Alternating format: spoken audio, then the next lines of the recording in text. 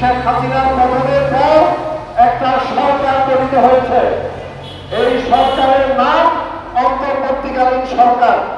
অন্তর্বর্তীকালীন সরকার মানে অস্থায়ী সরকার। অস্থায়ী সরকারের কাজ হচ্ছে রাষ্ট্রের দৈনন্দিন রুটিন কাজগুলো পরিচালনা করা। এর বেশি করার এখতিয়ার তাদের নেই। কিন্তু ডক্টর ইউনূসের নেতৃত্বাধীন অন্তর্বর্তীকালীন সরকার বাংলাদেশের অর্থনীতির প্রাণ হৃৎপিণ্ড চট্টগ্রাম বন্দর, সে বন্দরে নিয়মাধীন টার্মিনাল আরব আমিরাতে একটা বেসরকারি প্রতিষ্ঠানের হাতে হস্তান্তর করার জন্য গোপনে চুক্তি সই করেছে। আমাদের আশঙ্কা হয় এই ডক্টর ইউনূস হয়তো কদিন পরে বলবেন, তিনি হয়তো কদিন পরে বলবেন বাংলাদেশের কোনো কিছুই ঠিকমতো চলছে না, বিশ্ব সেরাদের কাছে বাংলাদেশকে তুলে দিতে হবে।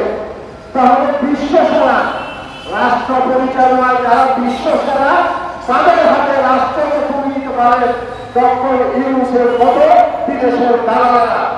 আমরা আজকের এই সমাবেশ থেকে পরিষ্কার করে বলতে চাই, চট্টগ্রাম বন্দর বিদেশিদের হাতে তুলে দেওয়া চলবে না।